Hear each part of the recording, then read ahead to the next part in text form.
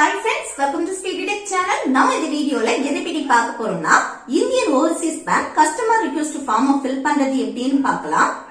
Okay friends, நம்ம channel first time பார்க்கறீங்கன்னா subscribe பண்ணி கூடவே இருக்க bell icon-ஐ click செய்து all option-ஐ enable பண்ணிடுங்க. Okay, இந்த வீடியோக்குள்ள போகலாம். Okay, இந்த first வந்து branch கேட்டிருக்காங்க. branch name எழுதுங்க. அதுக்கு அப்புறம் கோட் எழுதுங்க. அடுத்து டேட் எழுதுங்க. அடுத்து பாருங்க first applicant name, second applicant name இருக்கு. இப்போ ஃபர்ஸ்ட் அப்ளிகேஷன் நேம்ல வந்து உங்க நேம் எழுதுங்க. செகண்ட் அப்ளிகேஷன் நேம்னா இப்ப ஜாயிண்ட் அக்கவுண்டா இருந்தீங்கன்னா அவங்க நேம வந்து இதுல எழுதணும், இல்லைன்னா வேண்டாம். அடுத்து அக்கவுண்ட் நம்பர், இல்ல உங்க அக்கவுண்ட் நம்பர் எழுதுங்க. அதுக்கப்புறம் மொபைல் நம்பர் கேட்டிருக்காங்க, மொபைல் நம்பரையும் எழுதிக்கோங்க. அடுத்து கீழே பாருங்க add/update personal detailsனு இருக்கு. இனிதான் நிறைய ரிக்வெஸ்ட் வந்து கொடுத்திருக்காங்க. இந்த ரிக்வெஸ்ட்ல எது வேணுமோ அந்த காலத்தை மட்டும் தான் நீங்க ஃபில் பண்ணணும். இல்ல வந்து நம்ம எல்லாத்தையும் பார்க்க போறது இல்ல, கொஞ்சம் முக்கியமான ரிக்வெஸ்ட் மட்டும் தான் நம்ம பார்க்க போறோம். இல்ல ஃபர்ஸ்ட் ஒன் என்னன்னா அப்டேட் KYC ஐடி டைப். இப்போ வந்து KYC அப்டேட் பண்ணணும் அப்படின்னு சொன்னா இல்ல ஃபர்ஸ்ட் ஒன் இந்த காலத்தை வந்து டிக் பண்ணிட்டு அடுத்து அப்டேட் பண்றதுக்கு நிறைய டாக்குமெண்ட்ஸ், அதாவது ஐடி ப்ரூஃப் கொடுத்திருக்காங்க. PAN card, Aadhaar card, driving licence, passport, vote ID, NREG job card, இப்படி நிறைய கொடுத்திருக்காங்க. இதுல எந்த டாக்குமெண்ட், அதாவது எந்த ஐடி ப்ரூஃப் நீங்க சப்மிட் பண்றீங்களோ அது வந்து நீங்க டிக் பண்ணணும். இப்ப நான் வந்து ஆதார் கார்டு சப்மிட் பண்றேன், இது அதனால இல்ல வந்து ஆதார் கார்டை வந்து நான் செலக்ட் பண்றேன். அடுத்து டாக்குமெண்ட் நம்பர்னு இருக்கா, இதுல வந்து அந்த ஆதார் நம்பரை எழுதணும். இப்ப நீங்க எந்த டிரைவிங் லைசன்ஸ்னா அந்த டிரைவிங் லைசன்ஸ் நம்பரை வந்து இதுல எழுதணும். அடுத்து கூடவே என்னன்னா இந்த ஜெராக்ஸ் காப்பியும் ஒரிஜினலும் நம்ம சப்மிட் பண்ணணும். சரியா? அடுத்து நெக்ஸ்ட் வந்து என்னன்னா அட்ரஸ் சேஞ்ச். இப்போ வந்து அட்ரஸ் வந்து சேஞ்ச் பண்ணணும். செகண்ட் காலம், செகண்ட் ஒன் பாருங்க, உங்களுக்கு அட்ரஸ் சேஞ்ச் பண்ணணும் அப்படின்னு சொன்னா இந்த செகண்ட் பாக்ஸ வந்து டிக் பண்ணுங்க. டிக் பண்ணிட்டு இல்ல வந்து அட்ரஸ் லைன் 1, அட்ரஸ் லைன் 2 இப்படி எல்லாம் இருக்குல்ல, இதுல வந்து உங்க அட்ரஸ வந்து கரெக்டா, இப்போ நீங்க வந்து ஆதார் கார்டு சப்மிட் பண்றீங்கன்னா அந்த ஆதார் கார்டுல உங்க அட்ரஸ் எப்படி இருக்கோ அதே போல கரெக்டா எழுதணும். சரியா?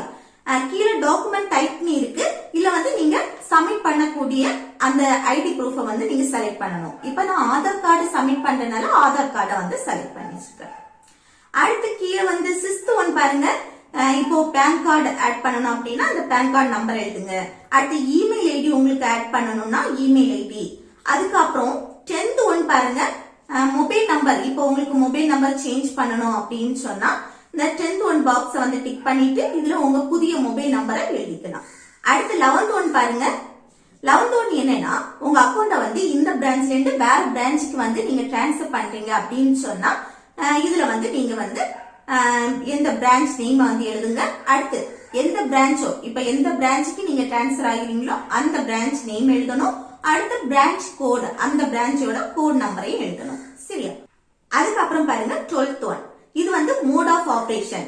இப்போ வந்து நீங்க உங்க அக்கௌண்ட் டைப் வந்து சிங்குலரா இருந்துச்சுன்னா, நீங்க வந்து சிங்குலரா தான் ரன் பண்ணிட்டு இருக்கீங்க அப்படின்னு சொன்னா அது வந்து ஜாயிண்ட் அக்கௌண்டா சேஞ்ச் பண்ணணும் அப்படின்னு சொன்னா இல்ல பாருங்க கீழே நிறைய அக்கௌண்ட் டைப் கொடுத்துருக்காங்க. Either of survivor, former of survivor, jointly இப்படி கொடுத்துருக்காங்க. இதுல எதை வேணாலும் செலக்ட் பண்ணலாம். இது எல்லாமே என்னன்னா ஜாயிண்ட் அக்கௌண்டா சேஞ்ச் பண்றதுக்கானது, ஜாயிண்ட் அக்கௌண்ட்டுக்கு. இது நீங்க ஜாயிண்ட் அக்கௌண்டா இருந்திருப்பீங்க, அதை சிங்கிளா மாத்தணும் அப்படின்னு சொன்னா இந்த ஃபர்ஸ்ட் ஆப்ஷன் இருக்குல்ல செல்ஃப், அத வந்து டிக் பண்ணிக்கோங்க. சரியா? அடுத்து நெக்ஸ்ட் வந்து மைனர் டு மேஜரா நீங்க கன்வெர்ட் ஆகுறீங்க அப்படின்னா அந்த 14 ஒன் பாருங்க, இப்போ உங்க அக்கௌண்ட் டைப் வந்து நீங்க மைனர்ல இருக்கீங்க, அத வந்து மேஜருக்கு உங்களுக்கு கன்வெர்ட் பண்ணணும் அப்படின்னு சொன்னா இதுல வந்து நீங்க எந்த வருஷம் மேஜர் ஆகுறீங்களோ அந்த வருஷத்தை வந்து இதுல மென்ஷன் பண்ணிக்கோங்க. நெக்ஸ்ட் என்னன்னா 16 ஒன் சிக்னேச்சர். இது வந்து என்னன்னா இப்போ முன்னாடி நீங்க வந்து ஒரு சைன் போட்டிருப்பீங்கல்ல, அந்த சைன் வந்து இப்போ போடுற சைனுக்கு மேட்ச் ஆகாது. அப்படின்னா நீங்க வந்து சைனை சேஞ்ச் பண்ண வேண்டியதா இருக்கும். அப்போ இல்ல வந்து நீங்க ஓல்டு சைனை வந்து இதுல போட்டுட்டு அடுத்து நியூ சிக்னேச்சருக்கு நீங்க சேஞ்ச் பண்ற அப்படின்னு சொல்லிட்டு நீங்க வந்து சேஞ்ச் பண்ணா போதும். அதுக்கு அடுத்து நெக்ஸ்ட் பேஜ் பாருங்க.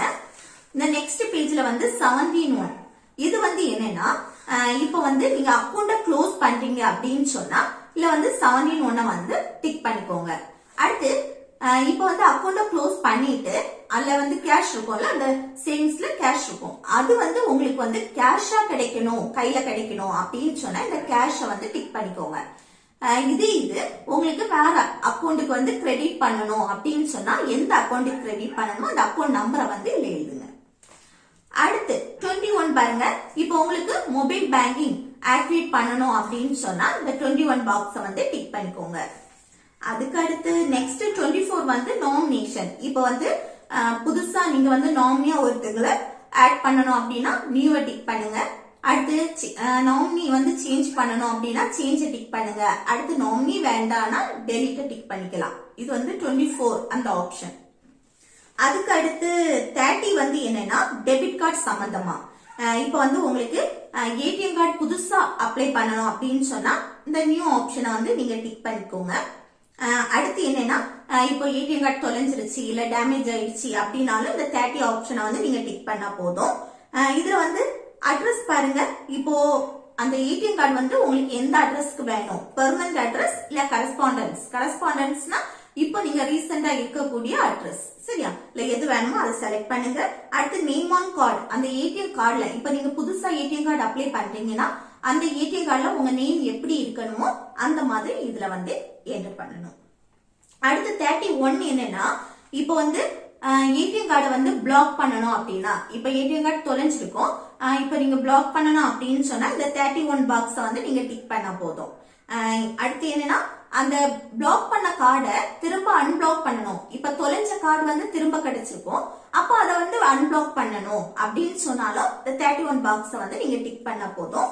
அடுத்து கூட ஒரு டேஷ் கொடுத்திருக்காங்க, டெபிட் கார்டு நம்பர் கொடுத்திருக்காங்க. இது எழுதணும்னு கிடையாது, அந்த பாக்ஸ மட்டும் நீங்க டிக் பண்ணி விட்டா போதும்.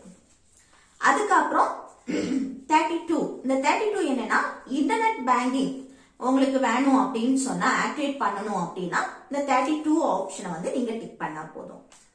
அடுத்து இதெல்லாம் ரொம்ப இம்பார்ட்டன்ட் கிடையாது, இவ்வளவு போதும், சரியா? அடுத்து இதெல்லாம் தான் நமக்கு மேக்சிமம் நமக்கு தேவைப்படுறது. அடுத்து கீழே ஒரு 3 பாக்ஸ் கொடுத்துருக்காங்களா, இந்த 3 பாக்ஸ்ல வந்து ஃபர்ஸ்ட் பாக்ஸ்ல நீங்க சைன் போடுங்க. இது நீங்க ஜாயிண்ட் அக்கௌண்ட் வச்சிருக்கீங்க அப்படின்னா அந்த ஜாயிண்ட் அக்கௌண்ட் ஹோல்டரும் இல்ல வந்து நெக்ஸ்ட் பாக்ஸ்ல சைன் போடணும், சரியா? இல்லைன்னா அந்த ஃபர்ஸ்ட் பாக்ஸ்ல மட்டும் நீங்க சைன் போட்டா போதும். ஓகே ஃப்ரெண்ட்ஸ், இந்த வீடியோ உங்களுக்கு யூஸ்ஃபுல்லா இருக்குன்னு நினைக்கிறேன். யூஸ்ஃபுல்லா இருந்துச்சுன்னா இந்த வீடியோக்கு லைக் பண்ணுங்க, உங்க ஃப்ரெண்ட்ஸ்க்கு ஷேர் பண்ணுங்க.